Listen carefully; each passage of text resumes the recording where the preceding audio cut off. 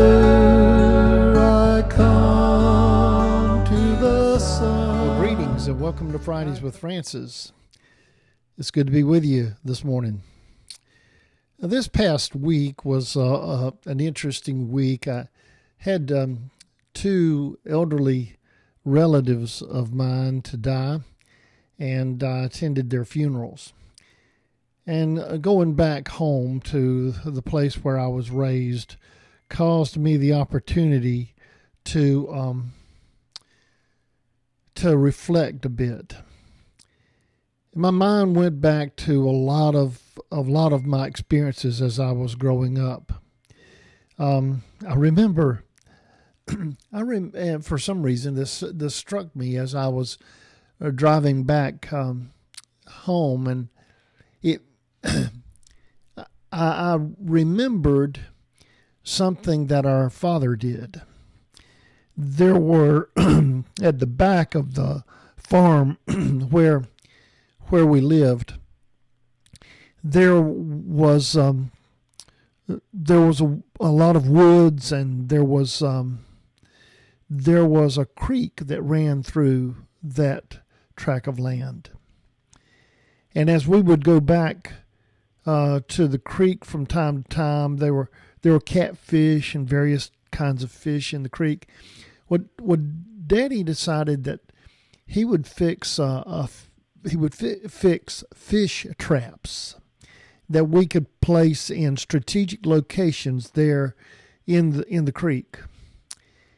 We'd put some bait in the trap, and then we'd sink the trap into the creek and go back, and the next day, and we'd have oftentimes several fish and sometimes many fish. The construction of the trap is what I want to talk about. I was always very fascinated by that because it just seemed to me that a smart fish could not be entrapped by that contraption. It was a cylindrical design made out of chicken wire. One end was closed off completely. The other end was shaped sort of like a funnel. The funnel leading into the inside of this cylinder of chicken wire. And there was an opening there. Various sizes, but pretty good size opening. And the concept was that you would place the bait in the fish trap. The fish would be drawn to the bait. They would swim right through that tunnel into the trap. And then, excuse me, and then they would, after having dined on the delicacy that they had discovered, they would then swim around the outer edge of the fish trap looking for a way to get out. And of course, the only place that they could get out was in the funnel, that opening in the funnel, which was in the middle of the fish trap. And it just defied logic for me because I thought, well, surely a fish would remember how he got in there. But it worked. It worked like a charm. So I for some reason thought about that this week, and my mind went back like a preacher. My mind went to the same kind of concept that we apply to our lives and our spiritual journey.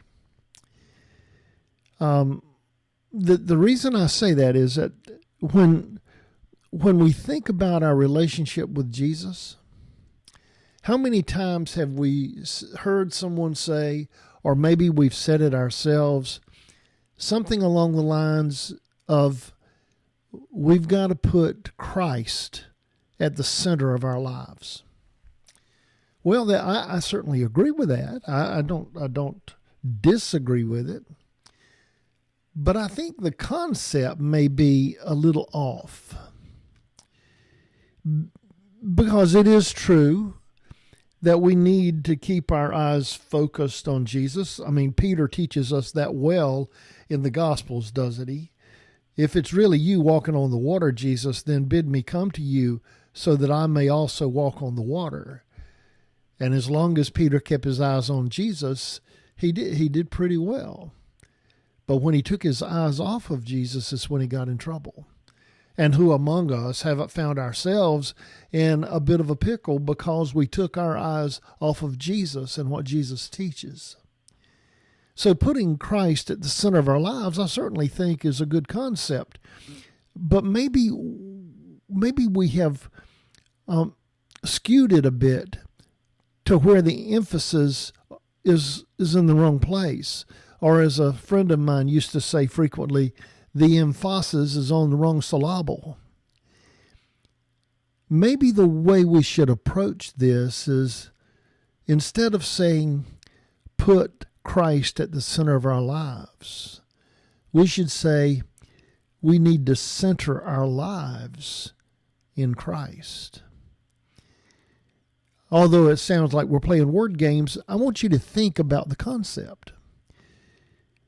Because when we talk about putting Christ at the center of our lives, it's kind of like we're in control.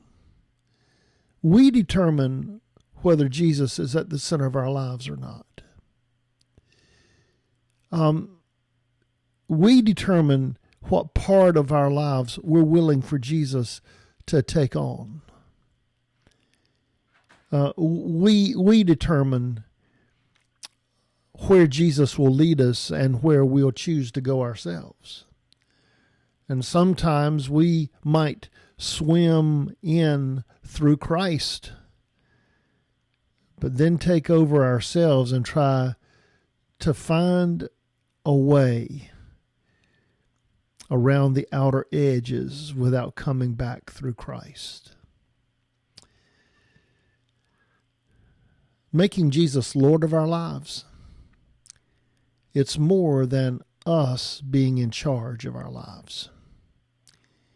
It means that we surrender our lives over to Jesus completely. That our whole lives are centered in Christ. That there is no perimeter that we reserve for ourselves.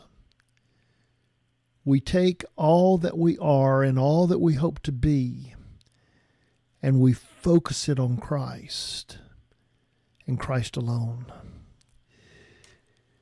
I like the words of the psalmist in the 63rd Psalm, and I went and looked at the Message, and I think the Message captures it in a paraphrase that I'd like to share with you. Listen to these words. God, you are my God. I can't get enough of you.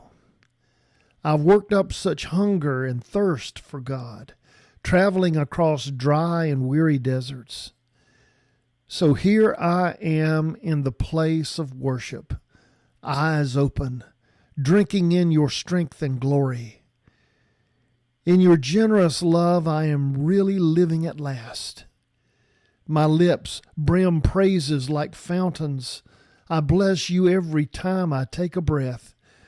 My arms wave like banners of praise for you.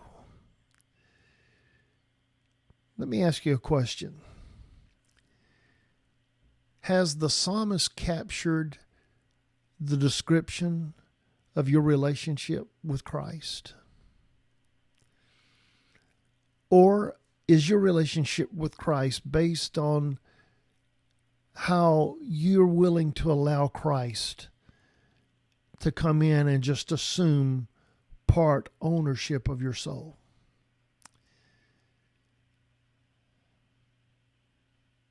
I'm still amazed, even after all these years, at how many fish we caught just because they couldn't find the way where they needed to go. Well, Jesus said, I am the way, the truth, and the life. And no one comes to the Father but by me.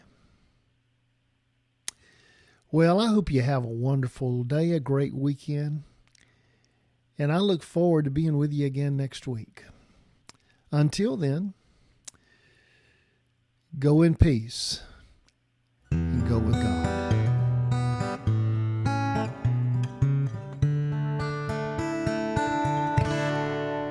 I come to the Father, I come to the Son, I come to the Spirit, the three in one. I come to the water, just as I am, oh God, make me new.